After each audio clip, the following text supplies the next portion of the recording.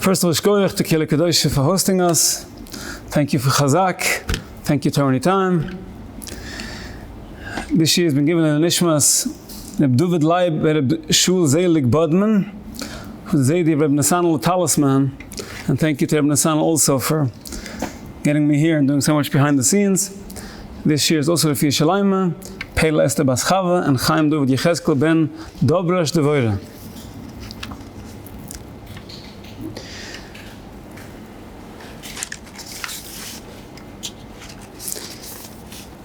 In Sweden, there is we tried an interesting experiment.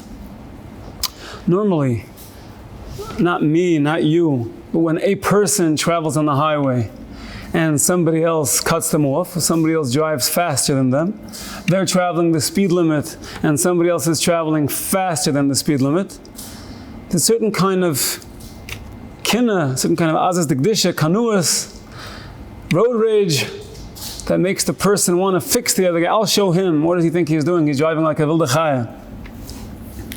That doesn't always lead to such great outcomes.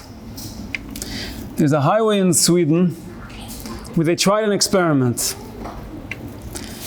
Every person who traveled on a certain stretch of roadway, if you traveled above the limit, well, you got a ticket. If a cop pulled you over, you got a big ticket. But if you traveled on that highway and you traveled below the limit or at the limit, as would be expected, you didn't get a ticket. Except the difference with all the other highways, and this particular highway in Sweden we're talking about, is the money that was collected, the knas that was collected from the people who drove above the limit. Instead of going to the government coffers, it was divided among the people who traveled on the same road that went below the limit. So what did that change? That changed that when a person is driving down the road and the limit is 65 miles an hour and he's going 65 and the guy goes 80 miles an hour and flies past him, instead of getting road rage, instead of getting all upset that the person is flying faster than him, cutting him off, he's like, yeah, keep going, I'm a chaya. I hope you get a ticket. If you get a ticket, I'm going to profit, I'm going to get part of the money. And it worked, and instead of road rage happening every time someone went above the limit, people drove nice and ruhig and happy and freilach because they knew that they were getting a net benefit from it. Instead of looking at it, the person was trying to do something that was wrong, they looked at it ka-ching, ka-ching. Every time somebody passed you on the highway, gewaldig. I hope he goes, I hope he gets a ticket, I'll make more money. What does this story have to do with Tisha B'Av? The reason for the charbon, I'll go put in the second bias, was because of sinas chinam. Sinas chinam in English is translated as baseless hatred. And this, it must say such a word someplace, but I could put it in English, it works even better than Mishin Kodesh maybe, that how does hatred start? It starts with some narishkeit, and then it grows another layer and another layer and another layer. So baseless hatred means that the baseless hatred, the base is mamash, is something that shouldn't be there. All the other layers on top of it are already, they just come with time. Many times you have people who are in this huge fight with each other and you ask them, what's the fight about? And they don't even remember. It's been so many years ago, sometimes even generations ago, they don't even remember what the fight is about. They just know that the minig is to fight. It's because the original thing that caused the whole hatred is not even a gay anymore, nobody even remembers anymore.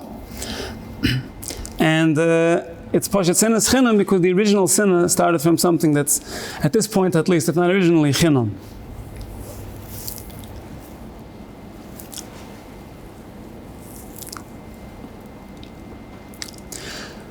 When the Romans went into the Beis HaMikdash and they saw the Kruvim were facing each other. Now we know that when it was a time when the Yidden were doing Ritzono Shel Mokim, the Kruvim would face each other, and when Nebuch, the Yidden weren't doing Ritzono Shel Mokim, the Kruvim would face away from each other. If so, how can it be that when the Romans went into the Beis HaMikdash, which was destroyed from Sinas Chinam, and they came in to the Kodesh HaKadoshim, they saw that the Kruvim were facing each other. It shouldn't be that way. The Kruvim should have been facing away from each other. There's many different svarim that talk about this, many different pshatim about this. But first, there's a beautiful pshat that I saw recently from Rabbi Azal Churef that I find fascinating and I want to share here. There were different nisim that the Eibishter made. B'shas there was a Mishkan, b'shas there was a Beis Hamikdash. And in addition to all the nisim that we have, that used to happen every day,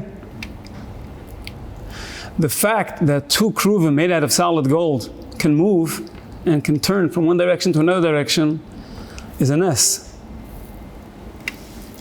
Since when the Beis Hamikdash was destroyed, these nisim stopped. Therefore, the ability for a piece of gold to move also stopped.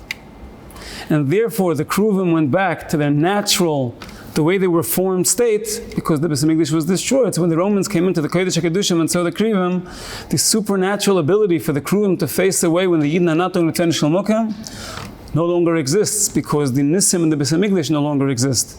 And therefore the kruvim went back to face each other the natural direction. We know many times, many stories. I think there's a quote, I think it's from Churchill. My enemy's enemy is my friend. You see it many times throughout history. You see it in business, you see it in history, that two people are fighting with each other. And comes a third person who's here now and is making a problem for these two enemies. Suddenly those two people are best friends. When Moshe Rabbeinu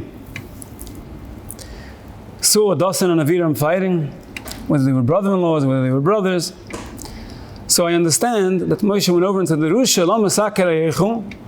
so the one who was hitting, okay, he should be upset at Moshe Rabbeinu. Who do you think you are mixing into my personal fight over here?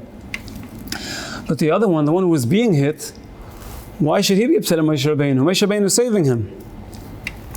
Now the teretz is that they two were relatives, and when Moshe Rabbeinu came, suddenly they looked at themselves as one unit compared to Moshe Rabbeinu, so they both turned to Moshe Rabbeinu and said, hey stranger, mind your own business. When the Yidden had the Beis Hamikdash and they weren't acting the way they should, so Nebuch, they weren't doing the Ten Shel Mukam, and the kruvim were facing away from each other. But once there was the Charv Beis Hamikdash, and the Eibishter had the enemies of Klal Yisrael to deal with versus Klal Yisrael alone, obviously Klal Yisrael was, compared to the Goyim, doing the Ten Shel Mukam, and therefore the kruvim, another pshat is, turned back to face each other.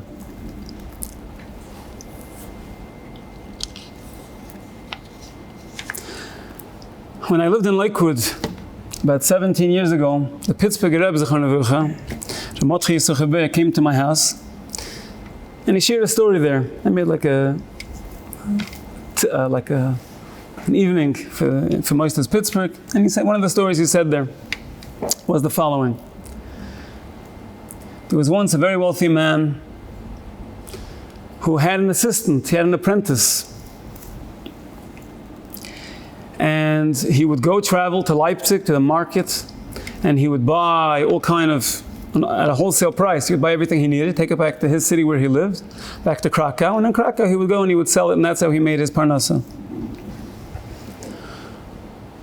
One season, he traveled with his assistant to Leipzig, and since it was a 2-day journey, and it was getting dark, they tied their horse and wagon to a tree on the side of the road, and they camped out on the side of the road, not to travel at night, to wait till the next morning. So they took their little suitcase with all the money in it, and they put it down on the grass. They used it as a pillow, and they went to sleep, using the suitcase full of money that they were going to buy, that they were going to buy with as their pillow. In the middle of the night, they heard some scary sounds. They weren't sure if it's ganovim, they weren't sure if it's wild animals, but they knew that it's not a sound that they particularly was helping them sleep well. So they picked themselves up and they jumped into the wagon, untied the horse from the tree, and started traveling. The next morning becomes daylight, and they realize that they left the suitcase full of money on the side of the road. Well, they can't buy anything, they have no money, so they might just as well head home. So they turn around the wagon and they start heading back home to Krakow. On the way home, even though they know that the money's obviously gone because they're right there on the side of the road in full view of every traveler and it's a busy road, still they're keeping their eyes out. Efshir doch. They're looking at the side of the road, and as they pass the area where they figured it might be, they see right there on the side of the road, laying there is the suitcase. So they knew, okay, somebody opened the suitcase, scooped out all the cash, and left the suitcase on the side of the road. They open the suitcase, and they open it up, click, click, and all the money is still inside. And the balabas turns to his worker, to his apprentice, and says, "You're fired." And the apprentice doesn't know what hit him. He didn't do anything wrong. It's not his fault that they left the suitcase here. And suddenly he's being fired. Sure. The balabas takes out a certain amount of money that he owes his worker for the work he's done till now. Says, "Here's your money. Goodbye. We're done." This apprentice takes his money and he goes. He already learned over the last couple of years how to do business. He was a good Talmud. He goes and he starts doing business on his own. He moves to a certain city and he does well in business. He gets married, builds himself a house, then a nicer house, then a mansion. He becomes the Gewir von Stott, and he has a minig that Shabbos day, whichever aniyim are in town, whichever guests are in town, could go eat wherever they want. But Friday night, everybody eats by him. All the guests in town, he's the balzdaka in town. Friday night, he makes, I guess, a tish of sorts, and all the Aramalite come and sit by his Suda Friday night. One week, he notices a poor man come to shul, and he recognizes him. He recognizes that this is his old boss, who never had become a yoyer that lost his wealth. So he recognized his old boss, but his old boss didn't recognize him in his nice suit and his, his beard and his nice tie with his tie clip and his cufflinks. It got under the gestel. He looked very different than he looked when he was working for him. Sure.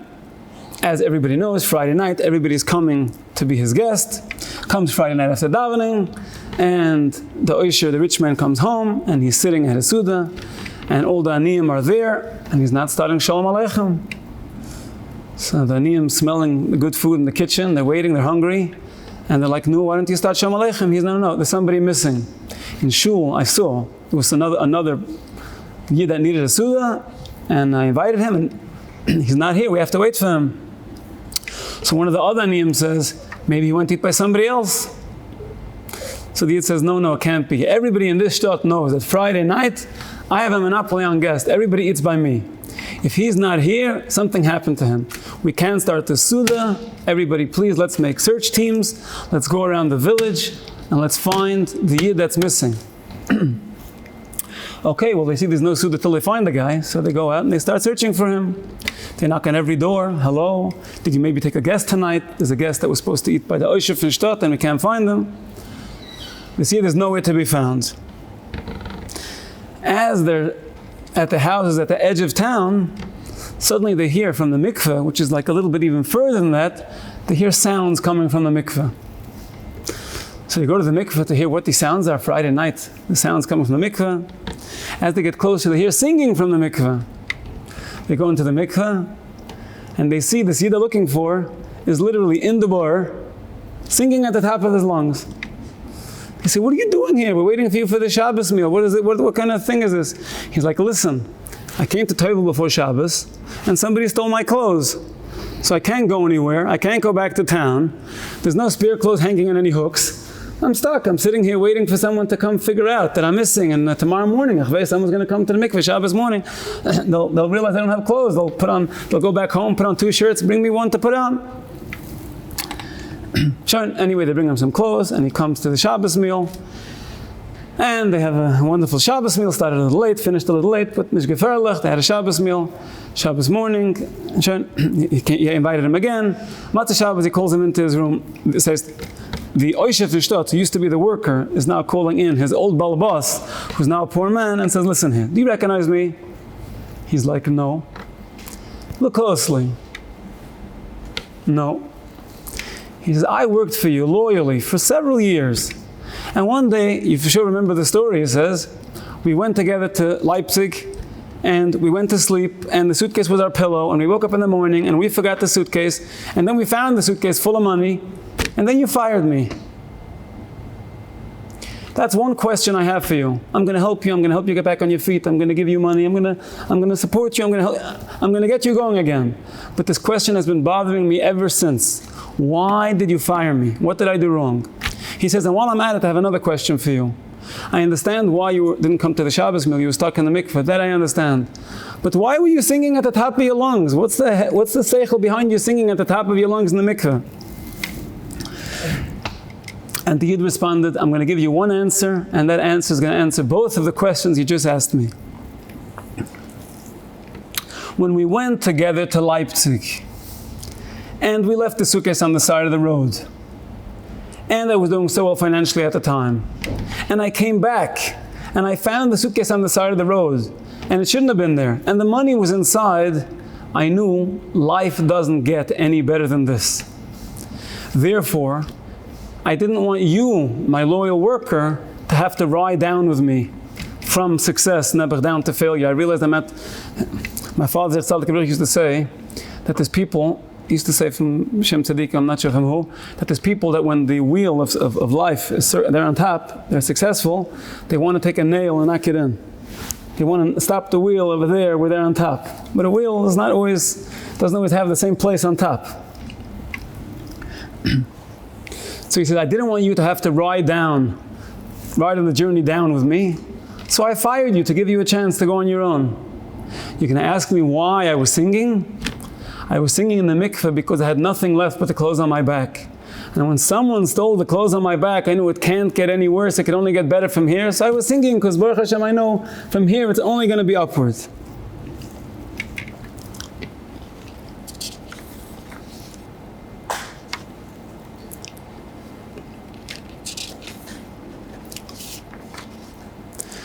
There's a story with the Rebbe from Lublin, the Chazaq from Lublin. Today is his Yurtzat, he was nifter on Tisha B'Av.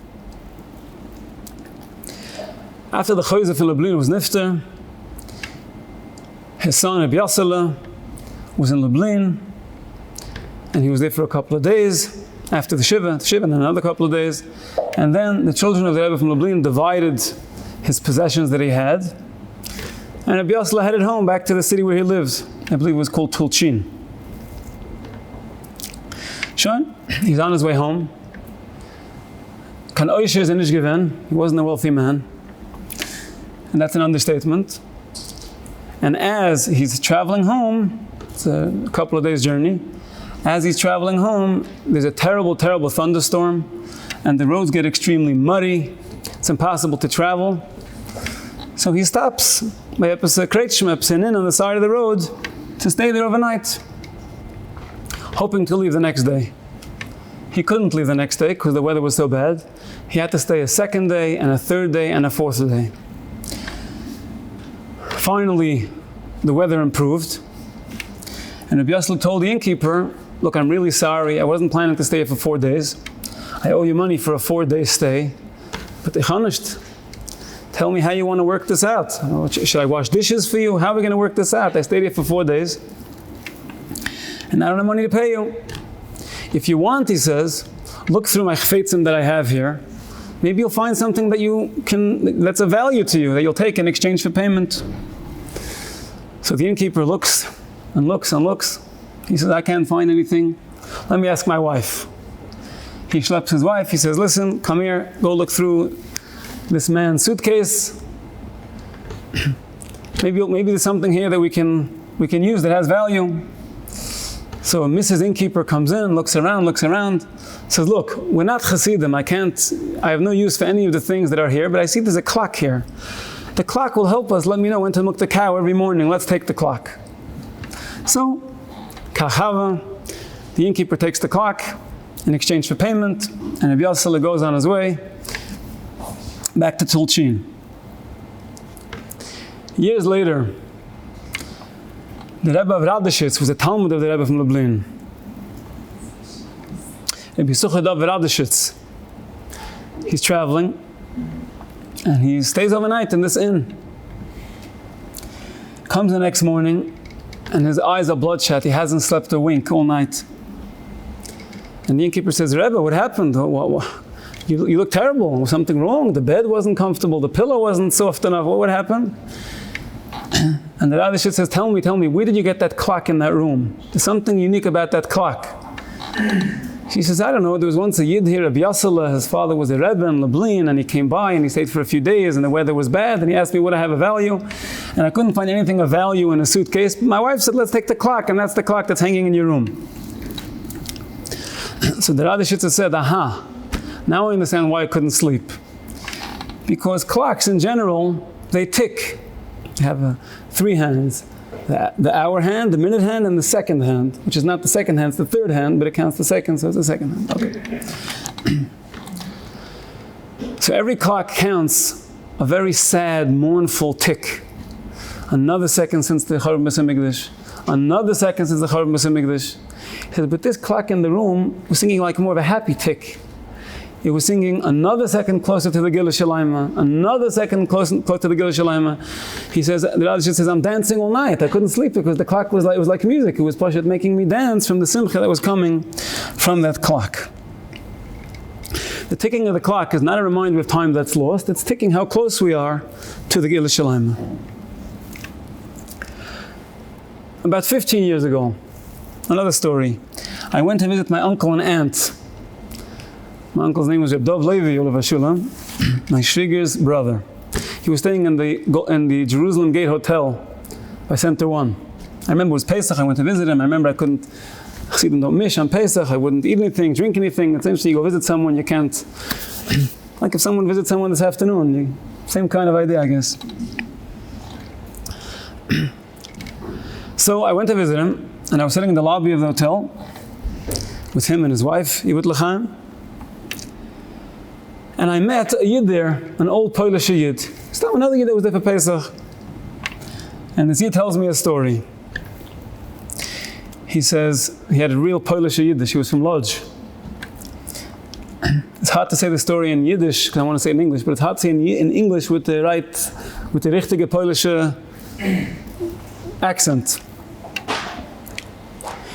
So this Yid tells me the following. As we know, the war in Poland started earlier than it started in the other countries. World War II, I mean, even though the Yidden in Germany and in Czechoslovakia, etc., had it, and in Austria may have had tsaras earlier, but the official start of World War II was when Hitler and Machshamoy, together with the Russians, went to invade Poland. And by the way, that goes back to our enemies, enemies our friend. That quote comes from when Stalin went against Hitler and Machshamoy. That's when the quote came from Winston Churchill, enemy's enemy. That's what we said earlier. But in any case.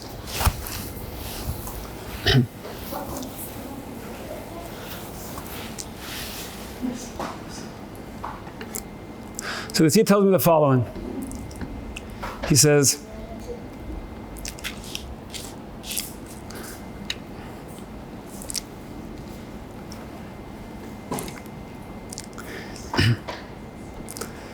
so the Tzid tells me that he was in Lodz. Nazis, Yamach Shimon came, took him to a concentration camp, to the ghetto, concentration camp. He suffered throughout the war greatly. He says, what did we eat? What they gave us to eat. Bread and a soup. The soup wasn't made not with glad kosher meat, and not with kosher meat, and not even with a behemoth tahira meat. Never. It was made with horse meat. He says, that was our nourishment. Pekich nefesh, that's what we ate. He says, one day, we saw the end of the war was near. We saw the planes flying by. We heard the shooting. We knew that any day we're going to be liberated. And one day, one afternoon, we see all the Nazi guards disappeared. We understood that, okay, the Nazis are gone. It's going to take a couple of hours, maybe a day, till the Americans arrive. We went, he says, and we raided the kitchen, we raided the canteen, the storehouses of the Nazis, to see what they had in there. He says, that means like a salami, basically. We found a big slab of dried meat. I'm sorry, Tzaddik. I'm not on recording, so I'm trying not to say anything the whole time. But Havas Chinam, it's Tisha B'Av, Havas Chinam. Please try not to make noise. Thank you so much. Otherwise, all the people that are listening don't know why I keep stopping in the middle of speaking. Can you do that for me? Shkoyach.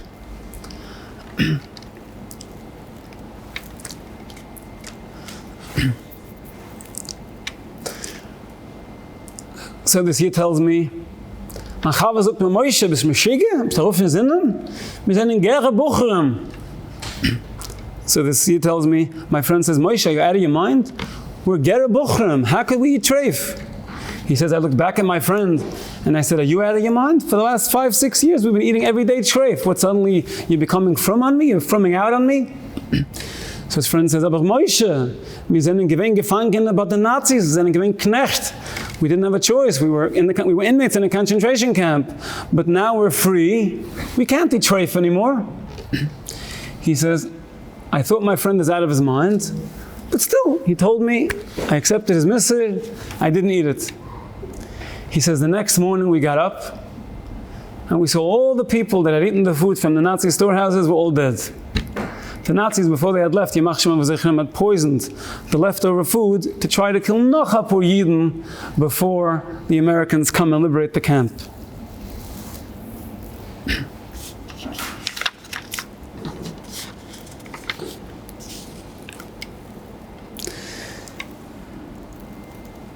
Another story. The Minchas Aluzer, who was the Rav of Munkach, used to blow shofar like the minig is, Chodesh El, every day he would blow shofar after davening. However, on Erev Rosh Hashanah, we don't blow shofar. But Minchas Aluzer had an Einikol. His name was Hershela. And he loved to listen to Zayd blow the shofar. So he went over to Zayd Erev Rosh Hashanah and said, Zaydi, please blow the shofar. So the Minchas Aluzer said, no, we don't blow the shofar Erev Rosh Hashanah. So the kid started crying, Zaydi, please blow the shofar. Please, just...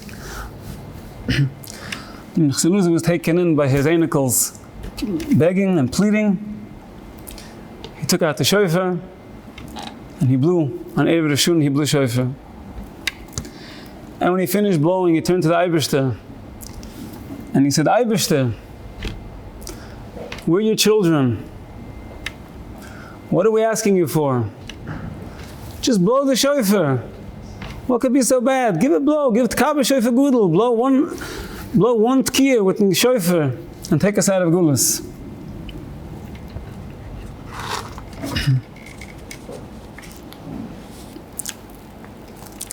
Tisha B'Av is full of different tragedies that happened to Klal Yisrael, starting with the Meraglim.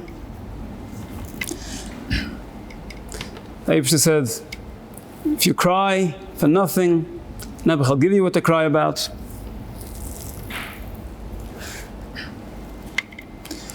But besides the many things that we know historically that happened in Tisha B'Av, both that are mentioned in Chazal and both that happened later, we also know, it says, and if Lamaisa things don't happen the way we expect them to happen, meaning to say, if there isn't 3 days between Eliyahu Nuvi and Mashiach, or if he comes at a time that he's not supposed to come, when he comes, he'll answer those questions also of how he came when he wasn't supposed to come. It says Tisha B'Av Mashiach is born.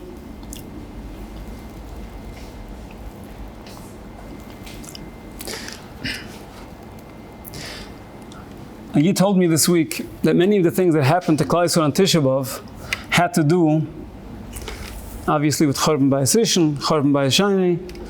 The Tzad HaShuva of the two Butei Mikdash that were destroyed, in addition to all those that we know, is that they were both on Har HaBayis.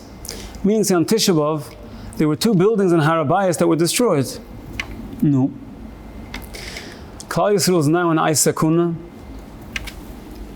I'm not sure the Iranian logic of saying that maybe Chalilah they'll try to attack Klal Yisrael on Tisha B'Av because it's a day that a lot of bad things happen to Klal Yisrael.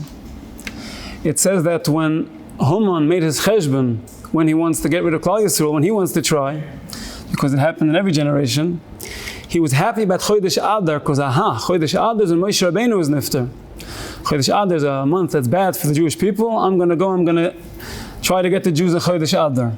However, he didn't know that Moshe Rabbeinu was born in Chodesh Adar. Besides the fact that it's Tzaddik, when a Tzaddik is nifta, it's a Yom Hilila, it's a Simcha. Every year the Tzaddik was higher and higher in Shemayim, in Gan Eden.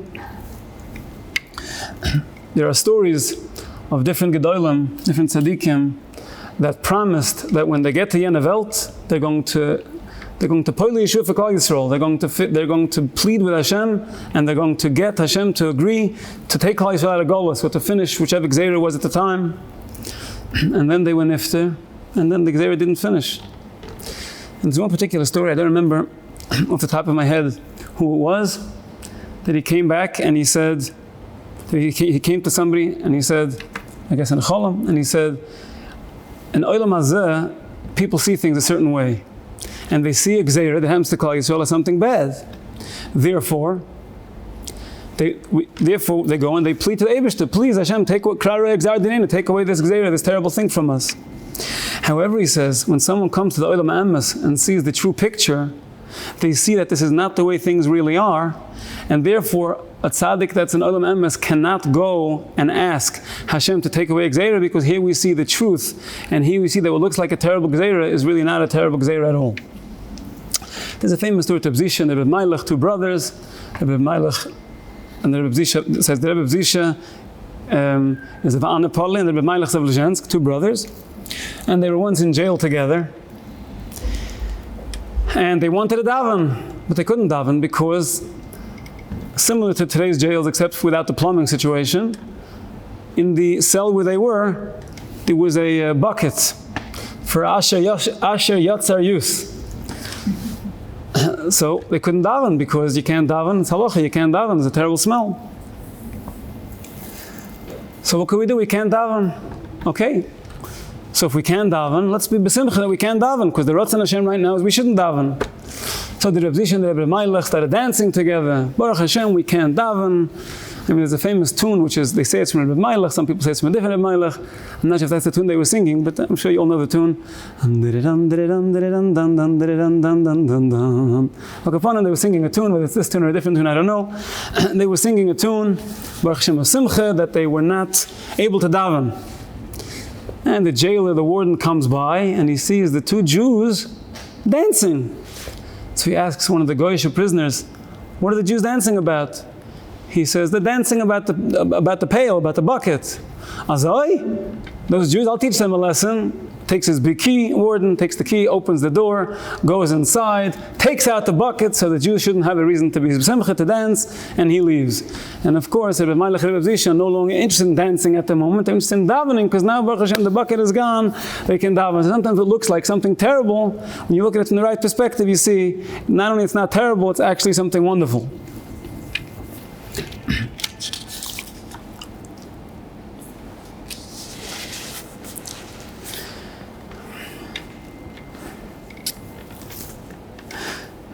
The previous speaker was talking about Kam Kshe'oref, about Yid Gimel Midas.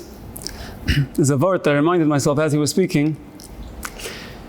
We know that there's Yid Gimel Midas. HaKadosh Baruch Hu gave Klal Yisrael by the Chet HaEigel, after the Chet HaEigel, the Yid Gimel Midas Shel Rachman. Hashem, Kai Rachman V'chanan Eirech HaPayim V'Rav Ches L'Yemes, and so on. There's a machloikas exactly what the Yud Gimel Midas are, meaning how the words are divided into the Yud Gimel Midas. But Akapunim, many say that the beginning of the Yud Gimel Midas, that Hashem is actually two of the Yud Gimel Midas. Now, there's a problem. The problem is that when a person is trying to ask Hashem for Rachman, it comes Rosh Hashanah, comes Yom Kippur, comes the Shul Shagula, it comes the Tainus, and we, like today by Mincha and Melayin, Hashem, Kai Rachman V'chanan, we're asking Hashem for Rachmunus. We're asking Hashem to use the secret code of the Yid Gimel Midas and be Moichel Klal Yisrael for their Averos. But there's a problem. The problem is that we don't say the name Yud Kei Vav Kei out of our mouths. When every time it says in the Siddur Yud Kei Vav Kei, we say Adoi and then Noi. We don't actually say the Yud Kei Vav Kei the way it's written. Therefore, how do we get kapara? How does the Eibishter moichel us when we say the Yud Gimel Midas if we're not even saying the Yud Gimel Midas? We're only saying, in theory, 11 of them. Because we're not saying Yud Kei Vav Kei, we're not saying Yud Kei Vav Kei, so we're only saying Kel Rachem V'chan, Eicha Pam Rav Ches Lem, Ches Laluf, we're only saying 11 of the Midas, not all 13. And if we're not saying all 13, then how is the Eibishter giving us use of this 13 attribute? How is he giving us chesed? Because we're saying Yud Gimel Midas if we're not actually saying them. So I heard about it many years ago. I don't remember from who, but it's so good that I remember it, and I'm sure you'll remember it too. In the laning of today, I don't have a siddur in front of me, but at the kapunim after the Yud Gimel Midas, it says V'yoyim Moshe im mutzusi chaim b'neichu yailechnu. Oh, I'm going to say it with the Shem Hashem, with the whole pusik, because I want to be able to explain what I'm saying. So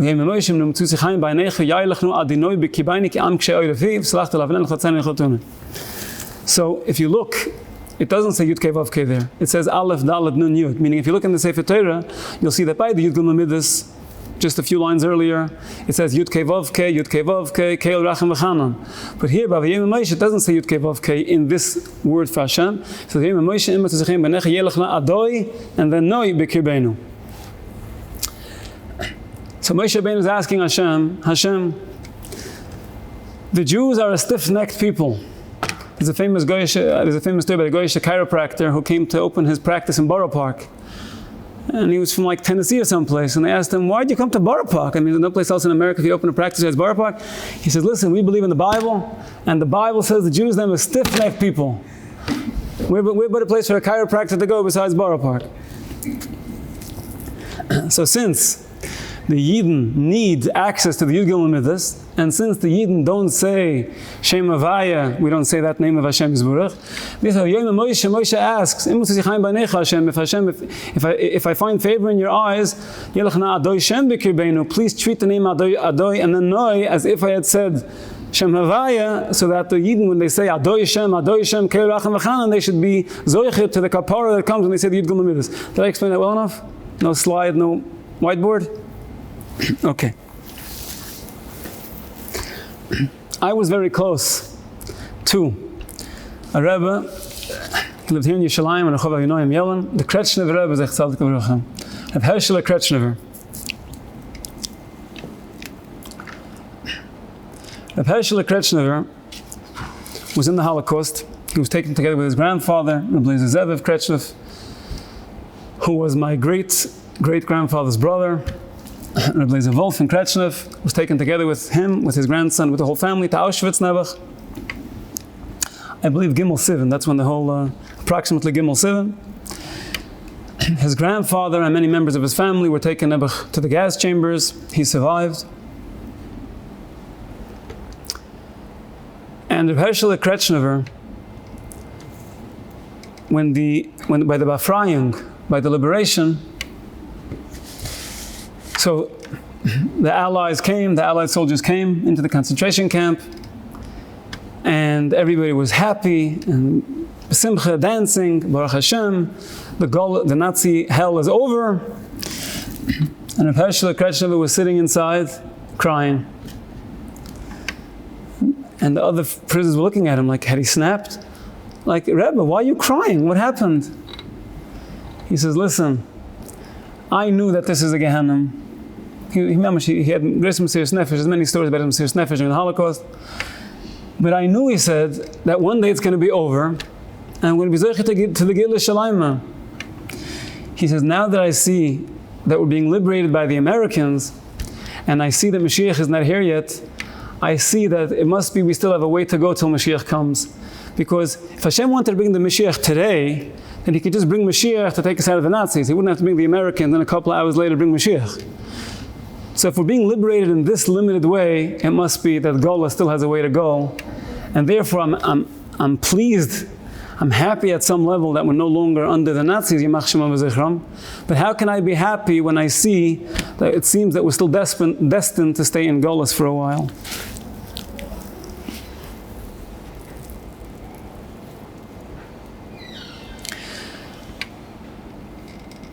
So, first Beis HaMikdash was destroyed on Tisha B'Av. Second Beis HaMikdash was destroyed on Tisha B'Av, which means that twice on Tisha B'Av, at least, besides all the other things that happened, when they raked the grounds, it means that Tisha B'Av has a connection with things being removed from the Harabayas. The Eibishter hat lieb sein Volk. The Eibishter loves Klal Yisrael.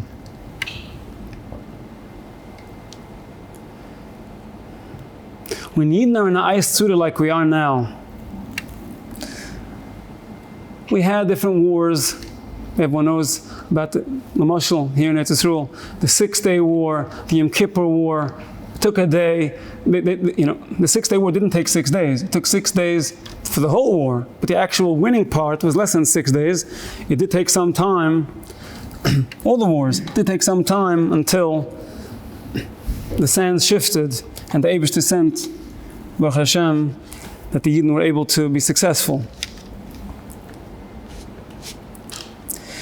This war doesn't look like it has an easy ending. With all the different moichin in geopolitics, with all Iran, direct Iran, the proxies of Iran, Hamas, Hezbollah, Yamach Shemam, every group separately, they have more power, they have less power, the Houthis. Maybe it's meant to show us that when we have some threat, we say, Siyat Shema, we're good, we'll take care of it.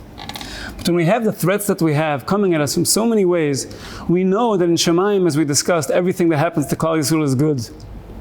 And everything is just ticking closer to the Ge'ilah. Let's be zoiche that this should be our last Tisha B'Av of a fast, and next year we should be zoiche ready to be singing Tisha B'Av with the Lebedeg and Shkoyach.